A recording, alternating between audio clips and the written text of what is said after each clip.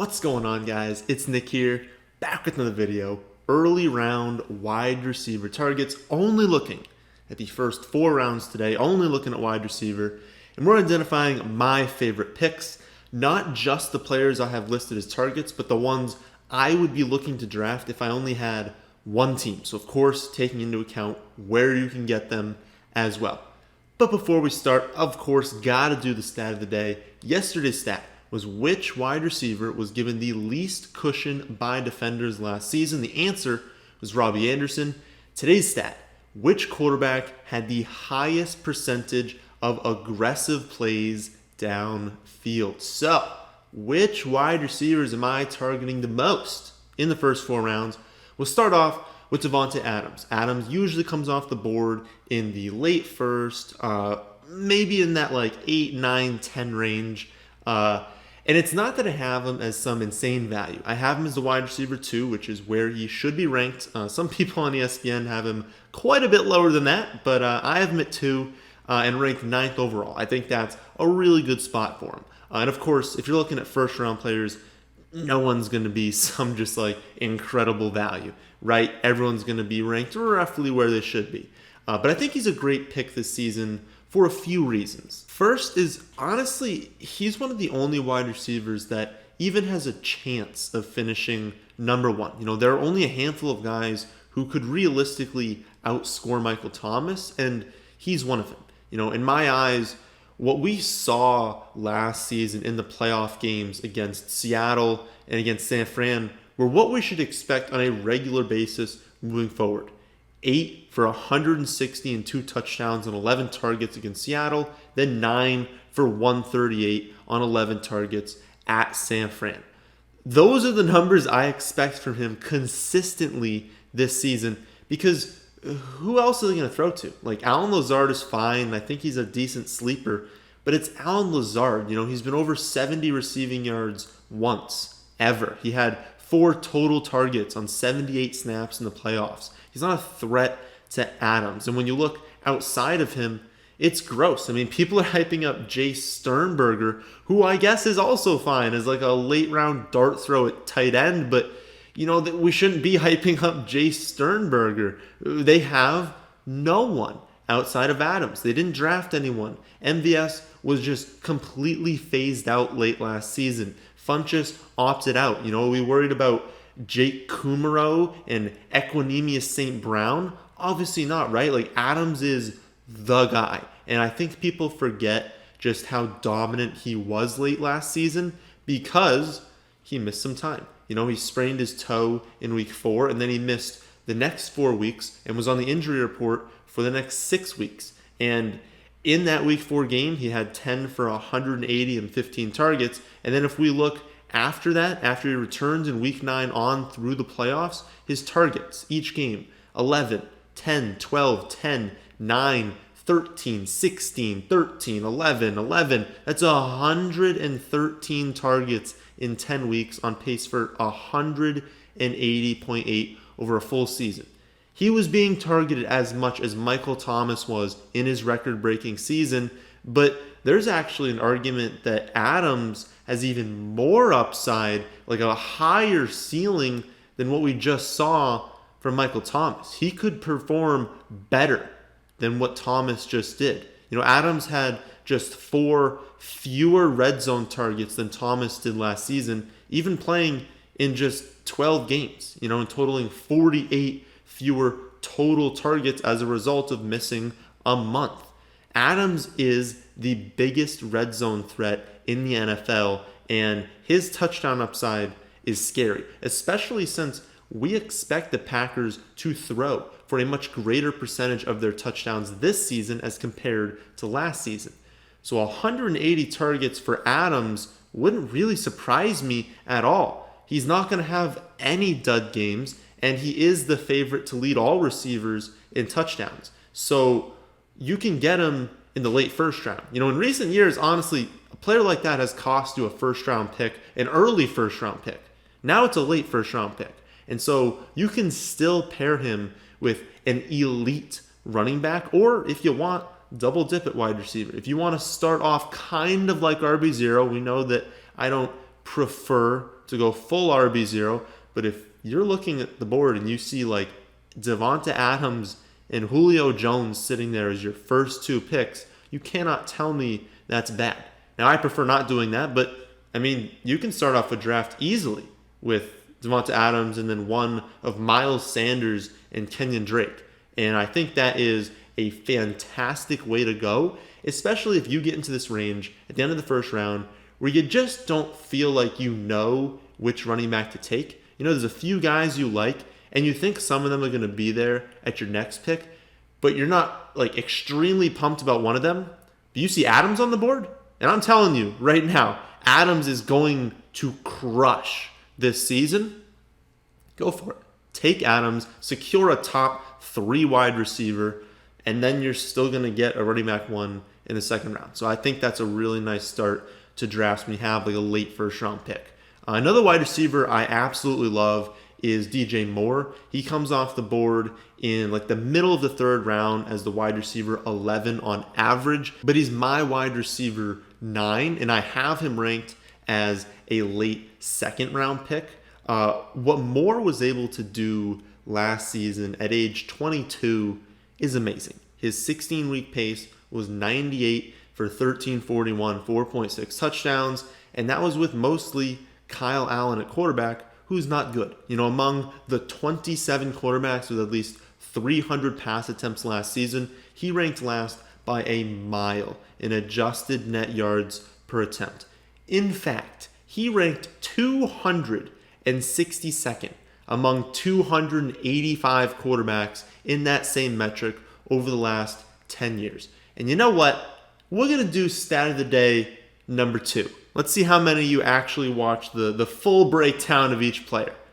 Who was last? So among the 285 quarterbacks over the last 10 years to throw at least 300 attempts in a season, who had the lowest adjusted net yards per attempt? And basically what that is yards per attempt, but you get a bonus for throwing a touchdown and then a penalty for throwing an interception or getting sacked. And a side note, look at the top of the list is actually pretty cool. You know, you look at some metrics and you're like, is this even good at like giving me what the good and bad seasons are? It absolutely is. You know, you look at the top and you've got basically just all the MVP seasons. Rodgers 2011, Matt Ryan 2016, Mahomes 2018, Manning 2013. So I don't know, these stats are kind of cool to look at. Who was lowest? It wasn't Kyle Allen, but he was very close to the bottom. But anyways, back to Moore. We know that Allen was absolutely dreadful last season, but Moore was fantastic. You know, he was the wide receiver 10 in weeks 1 through 15 when he was healthy. And again, that's at age 22. In their age 22 seasons, Julio Jones had 959 receiving yards as a rookie. Michael Thomas was still in college.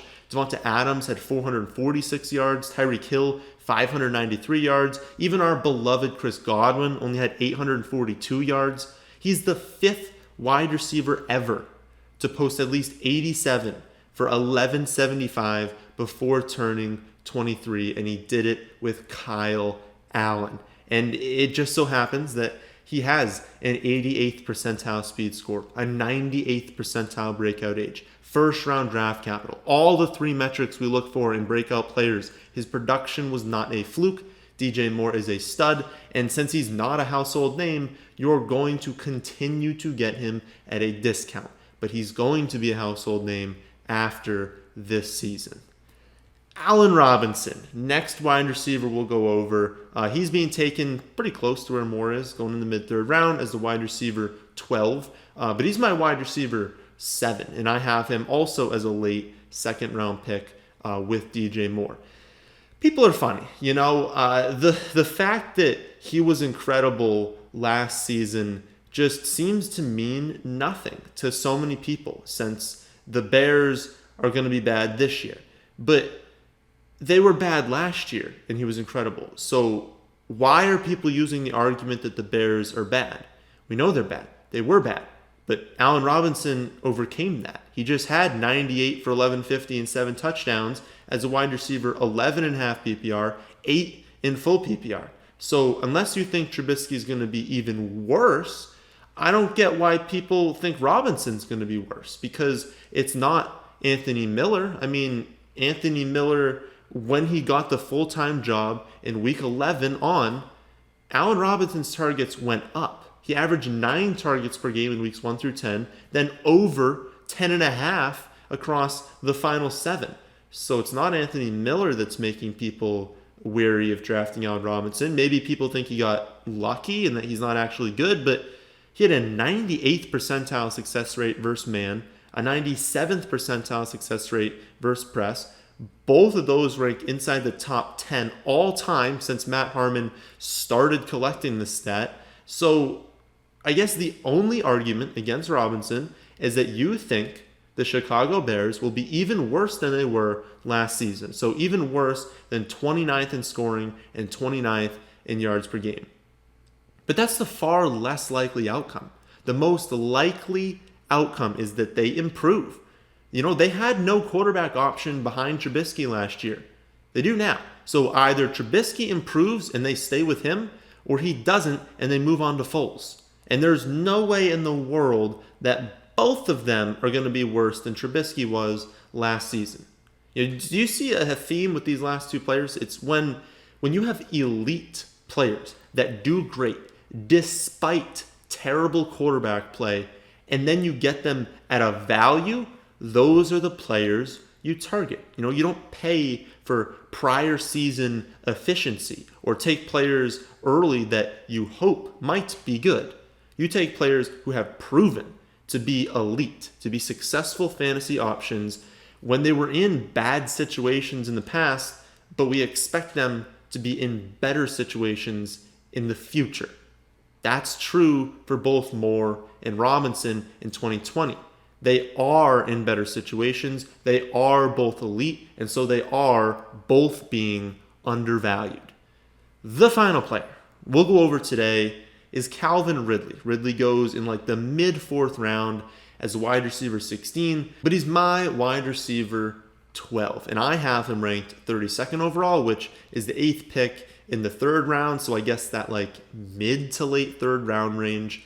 And I know my love for Ridley and Hurst makes it seem like I'm a Falcons fan. I am not. I am just a fan of targets, and especially when those targets come from a great quarterback and are going to a great wide receiver. You know, Ridley isn't going to lead the league in targets, right? But there are enough available where he can be amongst the leaders. And that's scary since he's performed really well on a per target basis in his career. Over his first 2 seasons, he secured 8.9 and 9.3 yards per target, both really nice numbers. He's maintained an extremely high touchdown rate across his first 2 seasons, since they do decide sometimes that they don't feel like utilizing Julio when they get close. Plus, he's a fantastic route runner, ranking in the 95th percentile in success rate versus man coverage. And while that is aided by